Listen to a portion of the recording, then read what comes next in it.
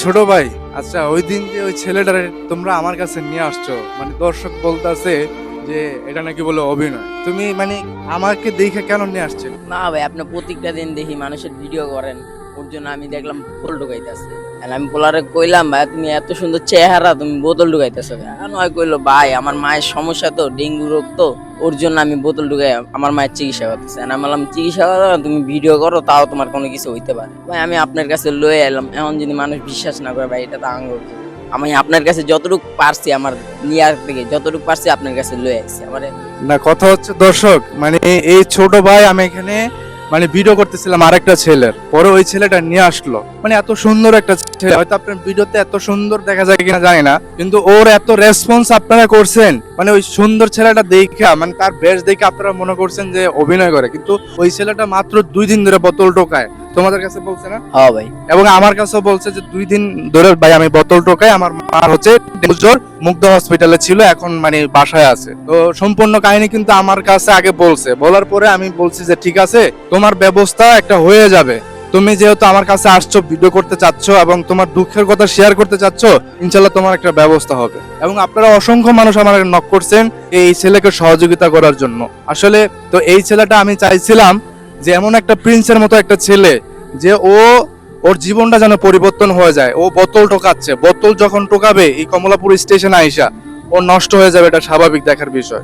ভাবছি যে না, আমাদের দেশের জনগণকে জানাই, যারা প্রবাসী ভাই আছে জানাই, অসংখ্য মানুষ তো অসংখ্য মানুষের যারা পথ শিশু আছে তাদেরকে সহযোগিতা করতেছে। এই জায়গায় যদি এই ছেলেটা একটু সহযোগিতা পায়, তাহলে তার জীবনটা এবং তার পরিবারটা বেঁচে যাবে। ঠিক আছে, তো সেই জায়গা থেকে কিন্তু ওই ছেলেটাকে আমার কাছে আবদার করছে, সেই কারণে আমি ভিডিওটা করছি। আর আপনারা অনেক মানুষে মানে একটা ভিডিওতে দেখলাম কমেন্ট করতেছেন যে এটা নাটক, অভিনয়। ভাই নাটক অভিনয় কেন করবো? আমি হচ্ছে মানবিক ভিডিও করি।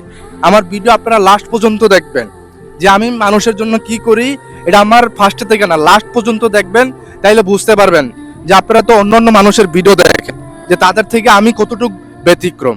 আমি কারোর সাথে আমি তুলনা করছি না, কিন্তু আমার ভিডিওর ব্যতিক্রমটা আপনারা দেখবেন, যে আমি মানুষের জন্য কি করি এবং কি করি না। তারপরে কমেন্টটা করেন ভাই, আপনাদের একটা কমেন্টের কারণে আমাদের মন ভাঙা যায়, আমাদের এই কাজগুলো করতে মন চায় না। আপনারা যদি একটা খারাপ কমেন্ট করেন, একটা মানুষকে না জাজ কইরা না যাইন না, এই জিনিসটা খুবই খারাপ লাগে।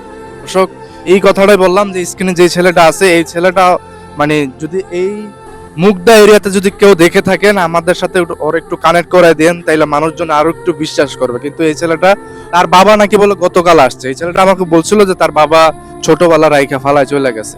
ওর বাবা নাকি বলে গতকাল চলে আসছিল এখানে, এই যে ছোট ভাইয়ের কাছে। বিষয়টা কি হয়েছে বলো তো ভাই? মানে ভাই আমি তো এনে তো দোকান করতেছিলাম, তখন ওর বাবা এসে বলে, বাবা একটা পোলারে দেখছো? আমি বললাম কেমন? বলে ফর্সা করে। আমি বললাম হ দেখছিলাম। বলে কি ওই যে ভিডিও করছিল যে একটা বড় ভাইয়ের কাছে? আমি বললাম হ অবশ্যই ভিডিও করছিল, তো আমি আইনা দিছিলাম। বাবা একটু দেখলে আমার কাছে কেন? আমি বললাম কেন আঙ্কেল, এটা কি আপনার পোলায়? বলে হ।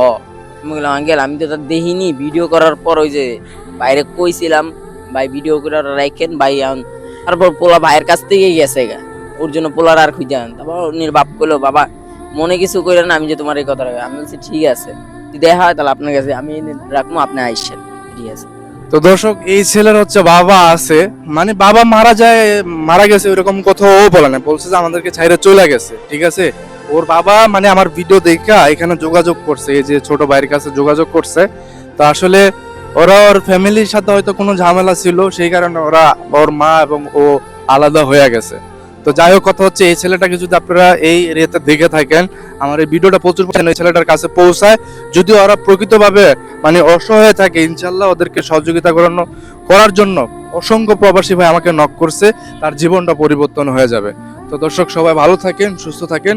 আশা করি আমার এই ভিডিওর পর থেকে আর আপনারা আমাদেরকে ভুল বুঝবেন না। তো দর্শক, সবাই ভালো থাকেন, সুস্থ থাকেন। আল্লাহ হাফিজ।